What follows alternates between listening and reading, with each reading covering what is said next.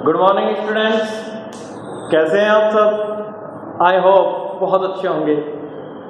बच्चों, last time पे हम बात कर रहे थे, हमारा जो फर्स्ट चैप्टर था फिजिक्स का भौतिक जगत, हमने उसकी बात कर ली थी। जब हमने भौतिक जगत की बात की थी तो उसके अंतर्गत हमने बताया था आपको कि फिजिक्स क्या था, फिजिक्स कितनी शाखाएं हैं, प्रकृति के मूल बल कौन कौन से हैं, कौन कौन से संरक्षण नियम प्रकृति में काम में आते हैं, ये सब हमने बात कर ली थी। ये बेसिक फंडामेंटल ऑफ फिजिक्स था बच्चों। आज से हम हमारे दूसरे चैप्टर के बारे में बात करेंगे। पहला चैप्टर 6 लेक्चरों में ख़त्म हो चुका था, जहाँ पर अपन ने क्या किया था, कोणीय संवेग संरक्षण का नियम का अध्ययन किया था। वहाँ तक फर्स्ट चैप्टर ख़त्म हो गया है। अब ये दूसरा चैप्टर है मात्रक एवं विमाएं। मात्रक एवं विमाएं हमारा दूसरा चैप्टर है और यहाँ से शुद्ध फिजिक्स चालू होती है। और बच्चों, आपको लगातार मेरी बातों पर आपको ध्यान सुनना है, मेरी बातों को लगातार सुनना है और ध्यान से समझना है। इस लेक्चर का भी PDF आपको नहीं मिलेगा, आपको मेरे साथ ही काम नोट करना है बच्चों। तो मैं ये कह रहा हूँ बच्चों कि शुद्ध फिजिक्स अब चालू हो चुकी है। अब अपना ध्यान पूरा यहाँ होना चाहिए, आपका पूरा ध्यान समझने पर होना चाहिए और अपनी नोट्स पे होना चाहिए और आपका ध्यान किसी और नहीं होना चाहिए। आप यहाँ पर देखें और ढंग से मेरी बात को सुने और समझें, ठीक है। दूसरा चैप्टर है मात्रक एवं विमाएं। बहुत ही ज़्यादा, यदि ये चैप्टर आपको नहीं आता तो फिजिक्स में आपको कुछ नहीं आता। तो मात्रक और विमाएं आपका दूसरा चैप्टर है। मात्रक एवं विमाएं, यूनिट एंड डायमेंशंस। यूनिट मतलब मात्रक, डायमेंशन मतलब विमाएं। यूनिट मतलब मात्रक, डायमेंशंस मतलब विमाएं। तो सबसे पहले किसी भी भौतिक राशि को प्रदर्शित करने का तरीका, किसी भी भौतिक राशि को सबसे पहली बात करेंगे। भौतिक राशि कोई भी राशि है, भौतिक राशि जिसका मान लगातार बदलता रहे वो भौतिक राशि है, कोई भौतिक राशि है। तो सबसे पहली बात ये होती है, कोई भी राशि है, जैसे ताप है, दाब है, विस्थापन है, ये सब भौतिक राशियां हैं। तो हम बात कर रहे हैं बच्चों भौतिक राशियों को प्रदर्शित करने का तरीका। तो सबसे पहले बात करेंगे किसी भी भौतिक राशि को प्रदर्शित करने का तरीका। तो किसी भी भौतिक राशि को प्रदर्शित करने का तरीका, भौतिक राशि सबसे पहले डाला जाएगा। भौतिक राशि, भौतिक राशि आप डालेंगे तो किसी भी भौतिक राशि को, और इसमें लिखेंगे किसी भी भौतिक राशि को निम्न प्रकार से प्रदर्शित किया जाता है। कैसे प्रदर्शित किया जाता है? मान लो आप बाजार से चीनी लेने गए और बाजार में जब आप चीनी लेने जाएंगे तो आप कहेंगे कि मैंने 2 किलो चीनी लेके आया। 2 किलो चीनी लेकर के आए, चीनी 2 किलो, कितनी लेके आए? 2 किलो। तो 2 क्या हुआ? उसका परिमाण। 2 क्या हुआ? उसका परिमाण हुआ। और किलो क्या हुआ? उसका मात्रक हुआ। तो परिमाण और मात्रक, किसी भी भौतिक राशि को व्यक्त करने के लिए परिमाण चाहिए और उसका क्या चाहिए? मात्रक चाहिए बच्चों। जैसे मैंने कहा कि मैं 2 मीटर चला, तो 2 तो क्या हो गया? परिमाण। मीटर क्या हो गया? उसका मात्रक। तो परिमाण और मात्रक दोनों चाहिए होते हैं। तो मैं लिख रहा हूं किसी भी भौतिक राशि को, इसका PDF आपको नहीं मिलेगा, ये चैप्टर 2 चालू हो चुका है, मात्रक एवं विमाएं। तो भौतिक राशि, तो मैं लिख रहा हूं किसी भी भौतिक राशि को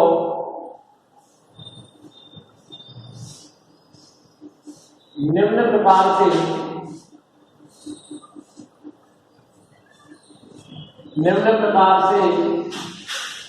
प्रदर्शित किया जाता है, प्रदर्शित किया जाता है। और वो है भौतिक राशि बराबर होता है NU। किसी भौतिक राशि को NU से प्रदर्शित करते हैं, जहां पर N क्या है? परिमाण। ऐसे लिखेंगे आप, N है परिमाण और U है का मात्रक। n है परिमाण, n क्या है बच्चों? परिमाण है, और u क्या है? उसका मात्रक है। n तो परिमाण है और u उसका क्या है? मात्रक। n परिमाण हो गया और u उसका क्या हो गया? मात्रक हो गया बच्चों। जैसे एग्जाम्पल आप नोट करें, 2 किलो चीनी, 2 किलो चीनी, तो 2 तो हो गया n और ये हो गया u, तो ये तो हो गया इसका परिमाण और ये हो गया इसका मात्रक। तो 2 किलो चीनी में हमने बता दिया कि 2 किलो चीनी जब है तो n तो हो गया 2 और u हो गया किलोग्राम। तो किसी भी भौतिक राशि को उसका मात्रक n तो होता है परिमाण और u होता है मात्रक। मैं बार बार कह रहा हूं कि मैं यदि 5 किलोमीटर चला तो 5 किलोमीटर चला तो 5 क्या है? परिमाण, और किलोमीटर क्या है? मात्रक। तो इसी प्रकार से मैंने एग्जाम्पल दिया, 2 किलो चीनी, तो 2 तो क्या है? परिमाण, और किलो क्या है? इसका मात्रक है बच्चों। इसमें कोई दिक्कत वाली बात आपको नहीं होनी चाहिए। ये हो गया है। अब बच्चों सबसे पहली बात आती है मात्रक की, कि मात्रक क्या होता है। तो सबसे पहले बात बताएंगे हम मात्रक, यूनिट। तो सबसे पहली बात हम बात करेंगे मात्रक। इसके बाद आपको डालना है मात्रक।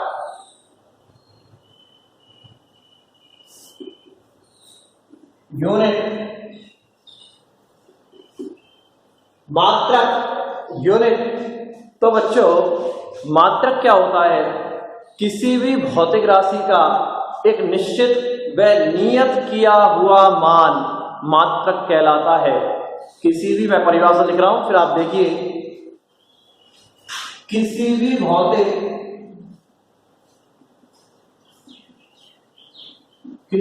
भौतिक राशि के नियत एवं निश्चित किए गए मान को मात्रक कहा जाता है।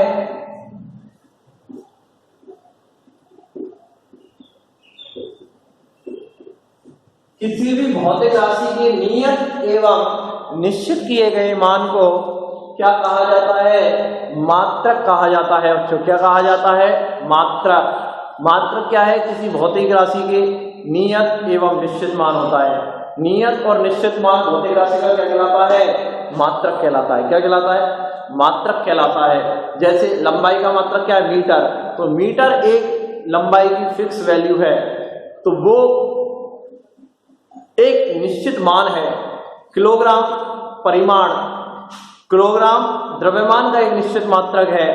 तो किसी भी भौतिक राशि के नियत एवं निश्चित किए गए मान को, नियत है और निश्चित है, वो मात्रक कहलाता है। जैसे एक एग्जांपल लेते हैं,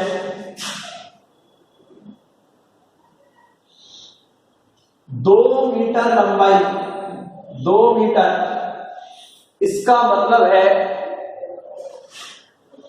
कि यह मीटर का कितना गुना है? 2 गुना। मीटर तो मात्रक है, ये क्या है? मात्रक। ये हो गया मात्रक मीटर। और मीटर का कितना गुना चले तुम? 2 गुना। यदि मैं कह रहा हूं कि मैं 5 किलो चीनी लाया, तो मैं किलोग्राम की कितने गुना चीनी लाया? 5 गुना। किलोग्राम तो मात्रक हो गया, उसकी कितने गुना चीनी लेके आया? 5 गुना चीनी लेके आया बच्चों। तो कहने का मतलब इतना सा है बच्चों कि किसी भी भौतिक राशि के निश्चित एवं नियत किए गए मान को मात्रक कहते हैं, और उस मात्रक से हमेशा तुलना की जाती है। मैं 5 किलो चीनी लेकर आया, इसका मतलब है मैं किलोग्राम का 5 गुना सामान लेकर आया। ये बात बताने की है। अब मात्रक बता दिया, किसी भी भौतिक राशि के नियत एवं निश्चित किए गए मान को मात्रक कहा जाता है। अब है मात्रकों के प्रकार। मात्रकों के प्रकार है, इधर देखना बच्चों, मात्रकों के प्रकार, मात्रक के प्रकार कह सकते हैं। मात्रक दो प्रकार के होते हैं। मात्रक कितने प्रकार के हैं? दो प्रकार के। तो मैं लिख रहा हूं मात्रक दो प्रकार के होते हैं। मात्रक दो प्रकार के होते हैं। पहला है व्युत्पन्न मात्रक। पहला तो मूल मात्रक है, मूल मात्रक, फंडामेंटल यूनिट, फंडामेंटल यूनिट। और दूसरा है व्युत्पन्न मात्रक,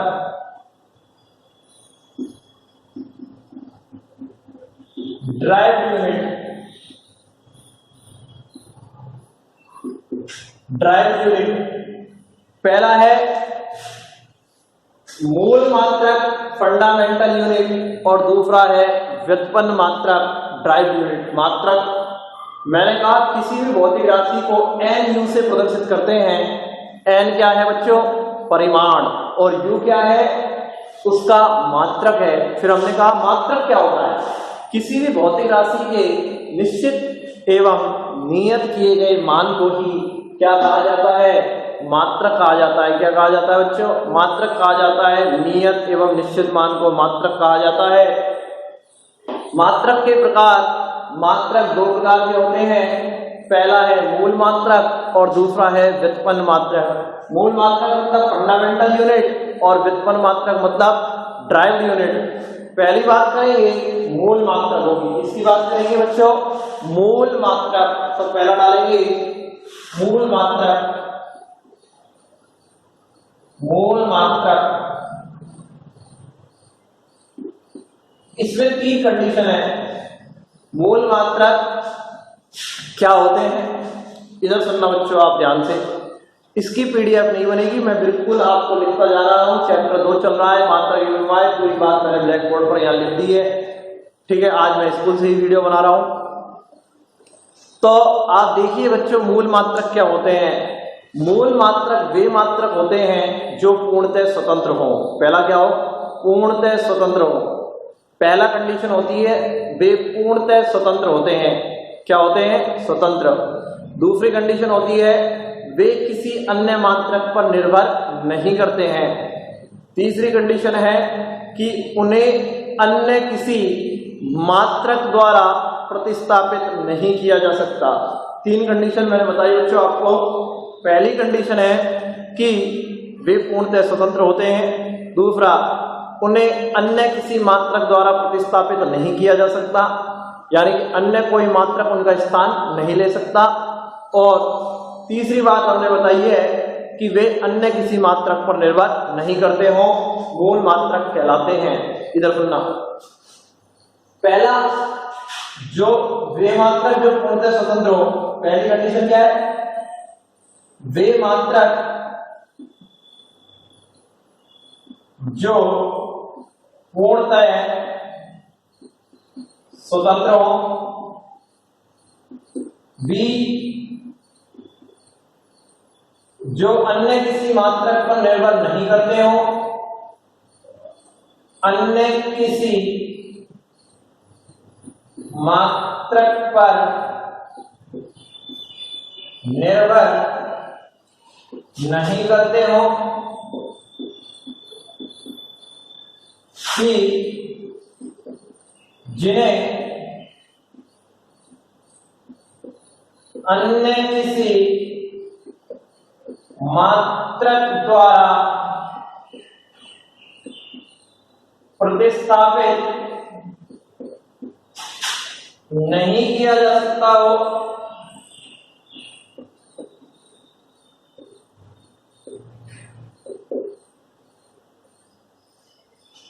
तीन कंडीशन बच्चों हमने बताई है। पहला, वे मात्रक जो पूर्णतः स्वतंत्र हो।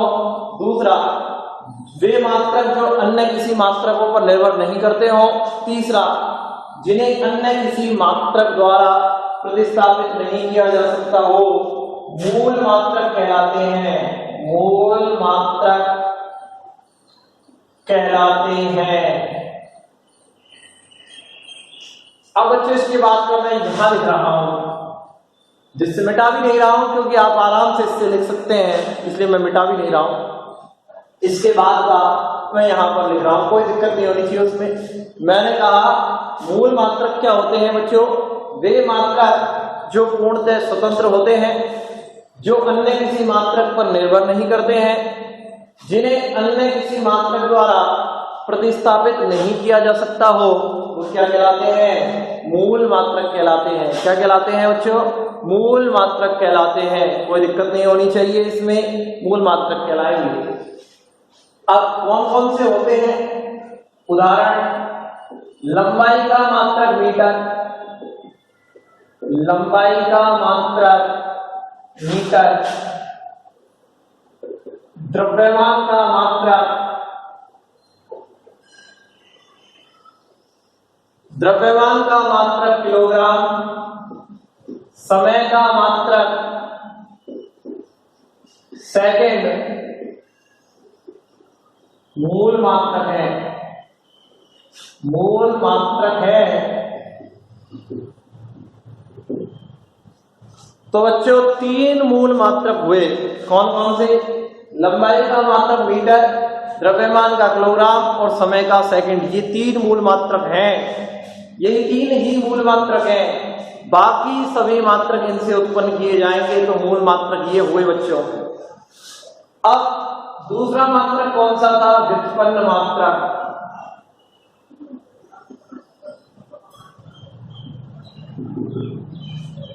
व्युत्पन्न मात्रक क्या होते हैं?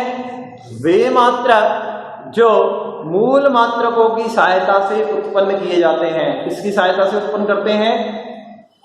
मूल मात्रकों की सहायता से। वे मात्रक बच्चों जो मूल मात्रकों की सहायता से उत्पन्न किए जाते हों, वे मात्रक जो मूल मात्रकों की सहायता से बनाए जाते हों, क्या कहलाते हैं? व्युत्पन्न मात्रक कहलाते हैं। तो हम क्या कहेंगे बच्चों? वे मात्रक जो व्युत्पन्न मात्रक जो मूल मात्रकों की सहायता से, मूल मात्रकों की सहायता से उत्पन्न किए जाते हों,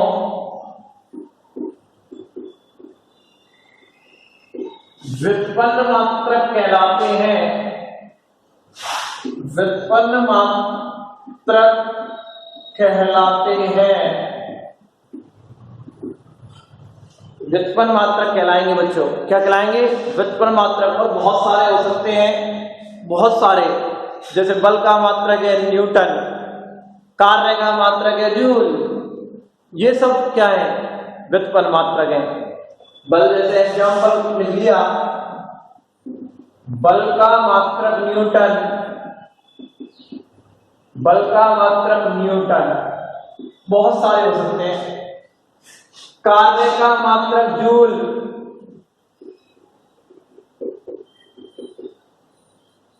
कार्य का मात्रक जूल। ये सब व्युत्पन्न मात्रक हैं। आगे आप जाकर देखेंगे कि व्युत्पन्न मात्रक जितने भी होते हैं वो सब मूल मात्रकों से उत्पन्न किए जाते हैं बच्चों। किससे उत्पन्न किए जाते हैं? जैसे ये न्यूटन है, जूल है, ये लंबाई, मीटर, किलोग्राम और सेकंड से मिलकर ही बना है बच्चों। तो मैंने कहा है आज बच्चों, आज में हमने कितना बात की है कि किसी भी भौतिक राशि को Q बराबर, कोई भी भौतिक राशि है, Q मान लेते हैं, किसी भी भौतिक राशि को NU से प्रदर्शित किया जाता है। N परिमाण होता है, U उसका मात्रक होता है। फिर मैंने कहा जैसे 2 किलो चीनी है तो 2 इसका परिमाण है, 3 किलो इसका क्या है? मात्रक है। फिर मैंने कहा कि मात्रक क्या होता है, यूनिट क्या होती है। किसी भी भौतिक राशि के नियत एवं निश्चित किए गए मान को मात्रक कहा जाता है। जैसे 2 मीटर, तो 2 मीटर है, इसका मतलब है 2 तो परिमाण है और मीटर उसका मात्रक है। फिर मैंने कहा बच्चों मात्रकों के प्रकार, मात्रक 2 प्रकार के हैं। पहला है मूल मात्रक और दूसरा है व्युत्पन्न मात्रक। जब पहला अपन ने मूल मात्रकों की बात की है तो मैंने कहा वे मात्रक जो पूर्णतः क्या होते हैं, स्वतंत्र होते हैं। दूसरा मैंने कहा जो अन्य किसी मात्रक पर निर्भर नहीं करते हैं। तीसरा मैंने कहा जिन्हें अन्य किसी मात्रक द्वारा प्रतिस्थापित नहीं किया जा सकता, मूल मात्रक कहलाते हैं। जैसे लंबाई का मात्रक क्या है, मीटर, द्रव्यमान का मात्रक क्या है, किलोग्राम, समय का मात्रक सेकंड, ये मूल मात्रक है। अब बात करें व्युत्पन्न मात्रकों की, तो वे मात्रक जो मूल मात्रकों की सहायता से उत्पन्न किए जाते हों व्युत्पन्न मात्रक कहलाते हैं। जैसे बल का मात्रक न्यूटन, कार्य का मात्रक जूल, और भी बहुत सारे हो सकते हैं। तो बच्चों आपको इसकी पीडीएफ नहीं मिलेगी, इसका काम आपको यहाँ से ही नोट करना है। बेसिक ऑफ फिजिक्स खत्म हो चुका, पहला चैप्टर भौतिक जगत खत्म हो चुका। अब फिजिक्स के बारे में हम यहाँ से बात कर रहे हैं, फिजिक्स के बारे में पढ़ रहे हैं, तो फिजिक्स यहाँ से हम चालू कर चुके हैं। धन्यवाद बच्चों, आज का काम यही समाप्त हुआ। आराम आराम से हम पढ़ेंगे और बहुत स्टैंडर्ड लेवल तक पढ़ते चले जाएंगे। आप यहाँ देखिए। धन्यवाद।